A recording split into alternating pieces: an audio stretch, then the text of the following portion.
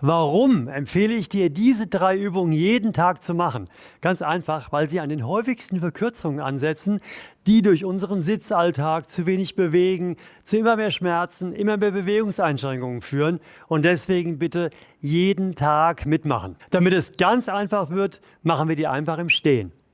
Du stellst dich erstmal schulterbreit und jetzt bitte geh mit den Füßen so weit auseinander, bis du merkst, oh, hier entsteht eine Spannung an der Innenseite der Oberschenkel. Wenn du diesen Punkt hast, nimmst du deine beiden Hände ans untere Gesäß und drückst praktisch mit den Händen deine Leisten nach vorne und gleichzeitig ziehst du aktiv deinen Bauch ein. Das heißt, der Knick, der Überstreckungsknick entsteht im Hüftbereich und dann wird die Übung super effektiv. Das zieht es an der Innenseite der Oberschenkel noch mehr, das zieht in der Leiste, das kann in den Rücken reinziehen, in den Hüftgelenken und da arbeitest du dich erstmal rein, mit mir zusammen. Komm, mach direkt mit. Ja, geh direkt immer weiter da rein. Dadurch, dass du die Beine gegrätscht hast, mehr oder weniger, fällt es dir schwerer, aber wie ist die Regel? Das, was schwerer fällt, bewirkt auch mehr, weil wir da mehr Trainingsreize am Körper ansetzen.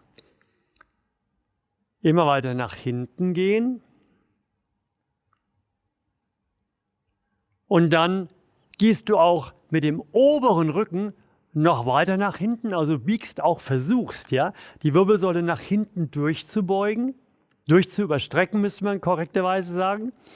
Und zum Schluss nimmst du noch den Kopf hinzu. Und du nimmst die Arme nach oben und ziehst die Arme nach hinten.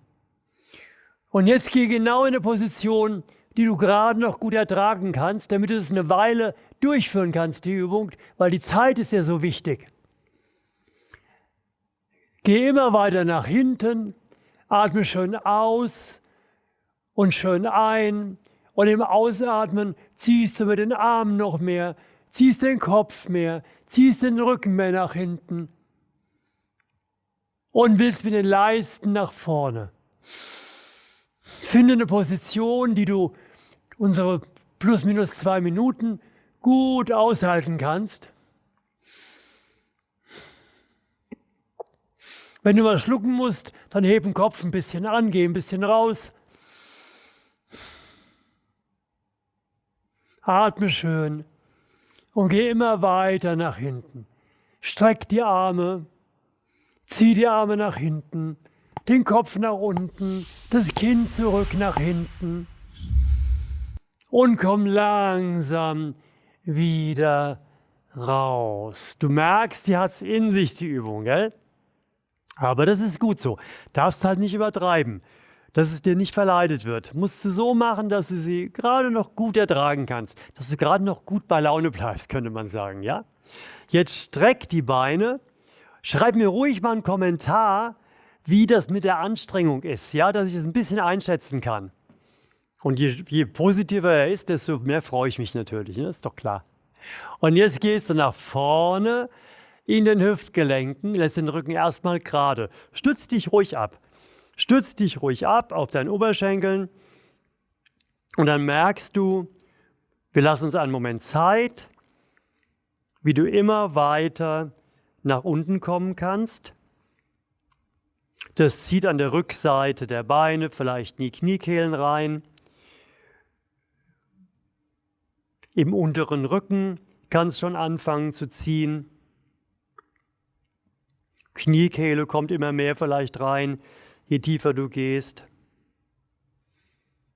Das Schöne ist bei der Übung, du kannst gut fühlen, wenn du dich abstützt, dadurch, dass die Arme sich im Winkel verändern oder dass die Hände halt an den Beinen entlang weiter nach unten gehen. Da hast du ein schönes Feedback deines Körpers, wo du genau merkst, wie du immer weiter in die Dehnung reinkommst. Und dann mach auch den Rücken langsam immer runder.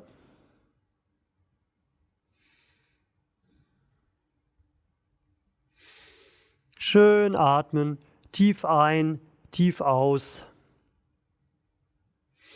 Und zum Schluss nimmst du sogar noch den Nacken hinzu. Du darfst sogar den Nacken mit der Hand, mit einer der beiden Hände, ein bisschen noch in die Beugung reinziehen. Guck, dass die Knie schön gestreckt bleiben und arbeite dich immer weiter rein.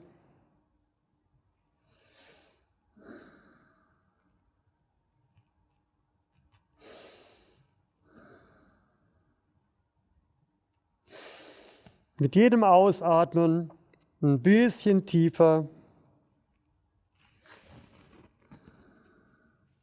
Zieh dich ruhig auch ein bisschen mit den Händen, wenn du die Beine anfasst. Und dann kommst du langsam wieder hoch.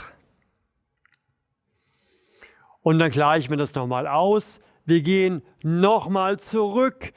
Wenn das Gefühl beim Hochkommen gut war, dann freue ich mich, wenn du einen Daumen nach oben gibst und das likest und die anderen mit motivierst, weil sie denken, oh, Daumen hoch, dann tut mir das auch gut. Je mehr Daumen, desto besser. Dann verbreitet sich die Geschichte. Und dann mal nach vorne.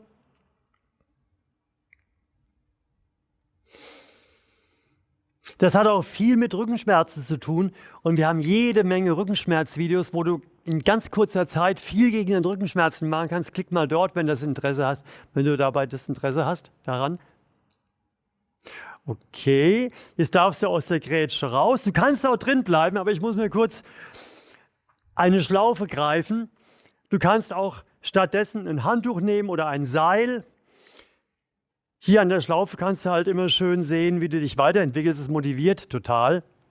Du nimmst sie jetzt vor dich in einer Länge, wo du merkst, je höher du gehst, mit vollkommen gestreckten Ellbogen, dass es anfängt zu dehnen. Du merkst es in der Schulter, du merkst es in der Brust. Du merkst es noch, Oberarm vielleicht ein bisschen. Ja? Und jetzt gehe ich wieder in die Grätsche rein, weil ich will ja die Zeit nicht unverstrichen lassen, nicht ungenutzt für die Beine.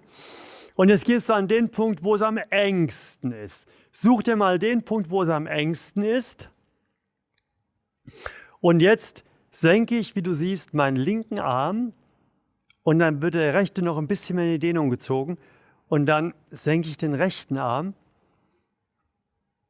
und gehe mit links noch mehr in die Dehnung. Und während ich das so ganz soft, soft ist es nicht, schon anstrengend, ganz langsam besser, ja, ganz behutsam, immer weiter in die Dehnung mich reinarbeite, da freuen sich deine Schultergelenke. Die merken, oh, da kommt Spielraum, da kommt Platz, da kommt Freiheit für die Bewegung. Ganz langsam, immer hin und her und fast unmerklich kommst du immer weiter nach hinten, wo der Engpass ist. Andersrum gesagt, du merkst, wie die Beweglichkeit schon während einer Übung dauernd zunimmt. Und dann merkst du, jetzt kann ich gleich wird es wieder einfacher. Und dann bist du durch und bist nach hinten angekommen. Und dann machen wir das gleich nochmal andersherum. Da, wo es anfängt zu ziehen, fängst du an und arbeitest ein bisschen hin und her. Du merkst, von hinten ist es anstrengender als von vorne, weil du musst jetzt richtig mit Kraft dich hochziehen, immer mehr. Und dann arbeitest du wieder an deinem Engpass. Achtest darauf, dass die Ellbogen schön gestreckt bleiben. Kommst wieder nach oben. Und jetzt nutzen wir den erarbeiteten Weg. Gehst nach vorne und gehst zurück. Und du kannst sogar jetzt dich ein bisschen überstrecken dabei, wie vorhin bei der ersten Übung. Kommst wieder nach vorne und nach hinten. Und jetzt lernt dein Schultergelenk sich wieder in all diesen Bewegungen, in all diesen Winkeln besser gesagt, wo es sich nicht mehr so wohl gefühlt hat, sich wieder wohlzufühlen. Achte aber darauf, dass deine Ellbogen schön gestreckt bleiben, die ganze Zeit.